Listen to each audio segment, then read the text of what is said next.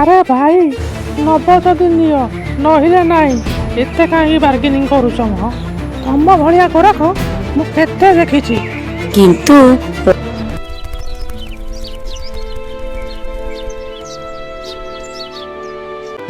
ଗୋଟିଏ ସୁନ୍ଦର ଗାଁ ପାଖ ଆମ୍ବ ଗଛରେ ଶୁଆଟିଏ ରହୁଥିଲା।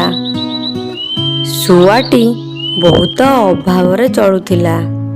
ଦିନେ ଶୁଆ ଗୋଟିଏ ଲୁଗା ଦୋକାନ ଖୋଲିଲା। ଆସନ୍ତୁ ଆଜ୍ଞା, ଆସନ୍ତୁ। ନୂଆ ନୂଆ ଡ୍ରେସ୍, ସାନ ପିଲାଠୁ ଆରମ୍ଭ କରି ବଡ଼ ଲୋକଙ୍କ ପର୍ଯ୍ୟନ୍ତ ସବୁ ଉପଲବ୍ଧ। ଜଲ୍ଦି ଆସନ୍ତୁ। ଏଥିପାଇଁ ସେ ଦିନ ରାତି ପରିଶ୍ରମ କଲା। ଯାହା ହଉ ପଛକେ ମୋତେ ଏକା ସବୁ କରିବାକୁ ପଡ଼ିବ।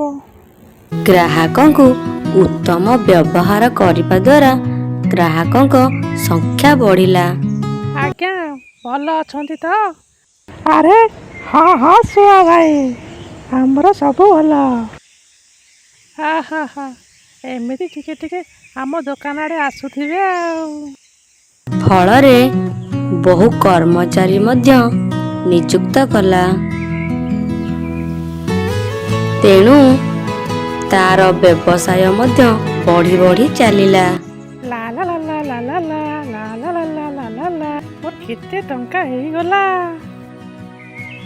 ତାର ବେଶ ପୋଷାକ, ଖାଇବା ପିଇବା ସହିତ କଥାବାର୍ତ୍ତା ଢଙ୍ଗ ବି ଆସ୍ତେ ଆସ୍ତେ ବଦଳିଗଲା।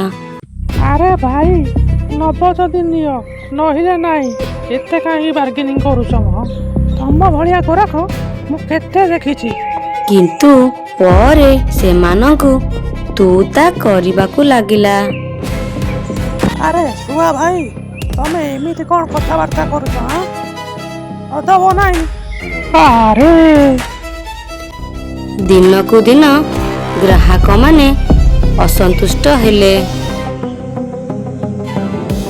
ଆଉ ଦିନ କେଇଟାରେ ତାର ଦୋକାନ ଦୁଆର କେହି ମାଡ଼ିଲେ ନାହିଁ। ଆରେ ଗ୍ରାହକ କ'ଣ ଆଉ କେହି ଆସୁନାହାନ୍ତି? କ'ଣ ମୋ ଭାଗ୍ୟ ଖରାପ ପଡ଼ିଲା ନା କ'ଣ? ଯାଉଛି ଦେଖିଆ କୋଉ ଜ୍ୟୋତିଷ ପାଖକୁ ଯିବି ଆଉ। ଭାଗ୍ୟ ଖରାପ ପଡ଼ିଛି ବୋଲି ଭାବି ଶୁଆଟି ଜ୍ୟୋତିଷଙ୍କ ସାହାଯ୍ୟ ନେଲା। ଆରେ ଶୁଆ ଭାଇ, ଆମ ଆଡ଼େ ଆଜି କେମିତି ତମ ପାଦ ପଡ଼ିଲା? ନାଇଁ ମୋ ଜ୍ୟୋତିଷ ଭାଇ, ଏଇ କିଛି ଦିନ ହବ ଦୋକାନଟା ଜମା ଭଲରେ ଚାଲୁନି। କ'ଣ ହେଇଛି କେଜାଣି? ଟିକେ ଦେଖିଲ ମୋ ଜାତକଟା। ଆରେ ଶୁଆ ଭାଇ, ମୁଁ ଯେମିତି କହୁଛି ତମେ ସେମିତି କର, ଦେଖିବ ସବୁ ଠିକ୍ ହେଇଯିବ। ସେ ବାବଦରେ ମଧ୍ୟ ଜୋର ଖର୍ଚ୍ଚାନ୍ତି ହେଲା। ତଥାପି ତାର ଅବସ୍ଥା ସୁଧୁରିଲା ନାହିଁ। ହେ ଭଗବାନ, କି ବେଳା ପଡ଼ିଛି ମୋର। ଏହି କଥାକୁ ବଣିଟି ଲକ୍ଷ୍ୟ କରୁଥାଏ। ଶୁଆ ଭାଇଟି ବହୁତ ହଇରାଣ ହେଲାଣି। ସେ ଛଦ୍ମବେଶରେ ଜ୍ୟୋତିଷ ଭାବରେ ଯାଇ ଶୁଆ ପାଖରେ ପହଞ୍ଚିଲା। ଶୁଆଠାରୁ ସବୁ ଶୁଣିବା ପରେ କହିଲା, ଗ୍ରାହକମାନଙ୍କୁ ଭଲ ବ୍ୟବହାର ଦିଅ।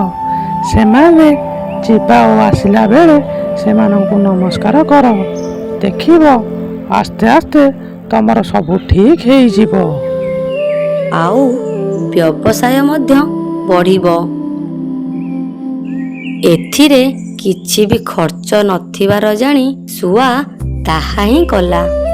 ଆଜ୍ଞା ନମସ୍କାର, ଆସନ୍ତୁ ଆସନ୍ତୁ। ମୋ ଦୋକାନ ଆପଣ ପାଇଁ ସବୁବେଳେ ଖୋଲା। ଗ୍ରାହକମାନେ ଏଣିକି ତାର ଦୋକାନକୁ ଆସିବାକୁ ଲାଗିଲେ। ଏହିପରି କିଛି ଦିନ ଗଲା। ଦିନେ ବଣି ପହଞ୍ଚି ତାର ଭଲ ମନ୍ଦ ପଚାରିବାରୁ ଶୁଆ ଗୋଟିଏ ଟଙ୍କା ବିଡ଼ା ତାର ପାଉଣା ସ୍ୱରୂପ ତାକୁ ପ୍ରଦାନ କରିବାକୁ ଆଣିଲା। ତାହା ଦେଖି ବଣିଟି ଅସଲ କଥା କହିଲା।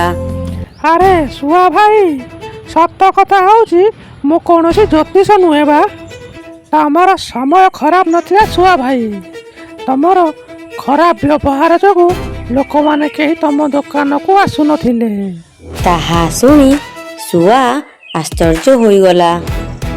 ଆରେ ଭାଇ ସତ କଥା, ମୋ ଭୁଲ ମୁଁ ବୁଝିପାରିଲି। ଆଉ ଏମିତି ବ୍ୟବହାର କେବେ କରିବି ନାହିଁ। ଏହି ଗଳ୍ପଟିରୁ ଆମେ ଶିଖିବାକୁ ପାଇଲେ ଯେ ଗର୍ବ ଆଉ ଅହଙ୍କାର ସର୍ବନାଶର କାରଣ ହୋଇଥାଏ।